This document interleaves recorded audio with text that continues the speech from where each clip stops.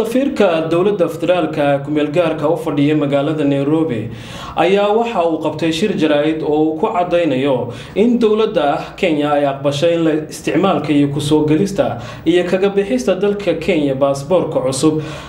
e-passportka ay dhawaan sameysay dowladda federaalka ku-meelgaarka ahi. shirka jaraa'id ayaa warbixin dheeraad ah waxa ay nooga soo diray magaalada Nairobi wariyahayaga Saciid Cumar. maanta xafiiskiisa shir jaraa'id ku qabtay safiirka Soomaaliya u fadhiya wadankan Kenya Maxamed Ali Americo isagoo ka warbixinaya heerarka maanta uu maray baasaboortiga Soomaaliga kaasoo ah baasaboortiga cusub ee loo yaqaan e-passportiga. safiirka ayaa sheegay in dowladda Kenya ay aqoonsatay jimcihii la soo dhaafay baasaboortiga Soomaaliga ayna ku bixin doonto fiisaha. sidoo kale safiirka ayaa shirkiisa jaraa'id ku sheegay dacwad ku socota sidii dib loogu soo celin lahaa gurigii hore ay lahayd safaaradda Soomaaliya kaasoo la iibsaday 92 safiirka arrimahaasi ka hadlay ayaa yiri bismillahirrahmanirrahiim waxaan maanta inaan ka hadlo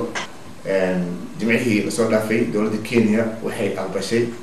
baasaboorkii cusub inay ku dhufto viisooyinka taasoo muddo aan mataqaana kala doodeynay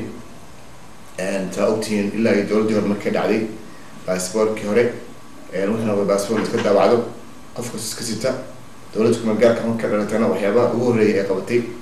waxay ahayd inay sameyso baasaboor cusub oo baasaboorkaas ah e-passport laga aqoonsan yahay lana aqoonsaday hadda tan adduunka oo dhan. dowladda Kenya maadaama ay tahay wadankii dowladda ku dhalatay ayna tahay meesha mataqaana aan dhihi karno madaxda labaad Nairobi ay dadka dowladda ku-meelgaarka ugu horeeyay madaxweynaha iyo gudoomiyaha baarlamaanka iyo wasaaraha iyo dowladda dhanba markii ay dhoofayaan halkaan soo maraan in baasaboorkeena ay dowladda aqbasho haddana waxa waaye waa ilaahay mahadis weeye way aqbashay baasaboorka horena saas ayuu ku istaagay. wadamo fara badan oo hadda Africa u badan yihiin iyo Europe iyo Asia way wada aqbaleen. midda saddexaad aan rabo inaan kaga faa'iideysto maanta aan ka hadlo waxaa jira guri uu leeyahay ay dowladda Soomaaliyeed ay leedahay oo safaaraddii hore ay lahayd ee ku yaal Nairobi. gurigaas si qalad ah loo iibsaday 1992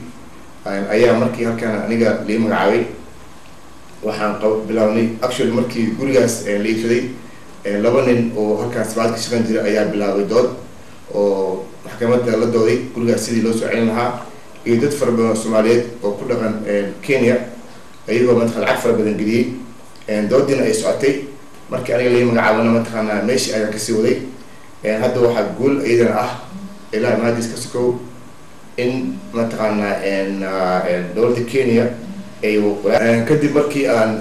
aad ula doodnay oo wasaaradda dibadda iyo mataqaana marar badan oo xitaa madaxweynaha mudane Abdullahi Yusuf Ahmed halkan uu yimid oo aan balan u qabtay madaxweynaha dhigiisa Kibaki oo aan madaxweynaha ka codsaday inuu kusoo qaaday arrintaas uu kusoo qaaday madaxweynaha Kenya oo isna u balan qaaday in uu dargeliyo wasiirkiisa dibadda markaasna oo ahaa Tuju uu ku yiri mataqaana dhulka ay leedahay dowladda aan leeyahay safaaradda ay leedahay waa in loo soo celiyaa maadaama shaqada loogu iibsaday. hadda waraaqii ahlay